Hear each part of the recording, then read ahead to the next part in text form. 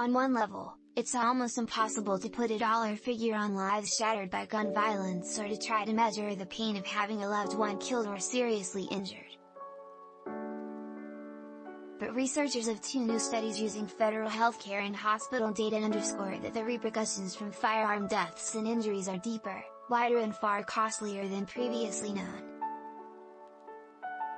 In a new study published in the Annals of Internal Medicine, Dr. Zirui Song and colleagues found a 4-fold increase in healthcare spending as a direct result of a non-fatal firearm injury. Dr. Song, an associate professor of healthcare policy and medicine at Harvard Medical School, also charts a substantial increase in other health disorders that undermine a person's health and well-being. In the first year after a non-fatal firearm injury, survivors experienced a 40% increase in PHY.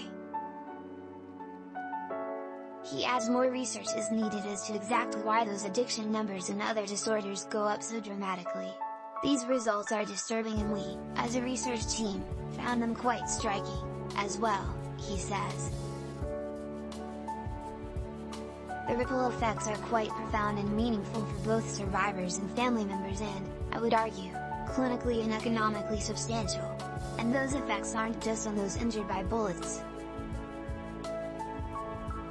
The study shows family members of survivors, too, can carry massive physical and mental burdens. Family members on average, including parents, siblings and children, experienced a 12% increase in psychiatric disorders, he says. The study is based largely on healthcare claims data, not hospital survey or discharge data.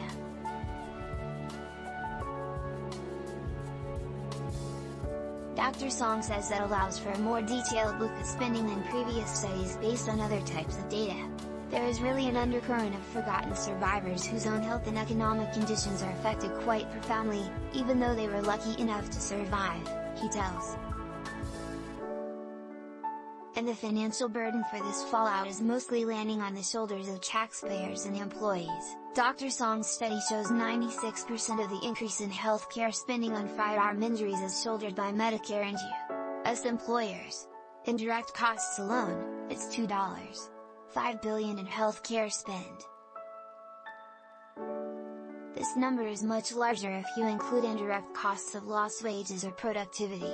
The study out this week by Everytown for gun safety delves into that larger picture and looks at a wide range of direct and indirect costs from all gun violence in America, fatal as well as gun injuries.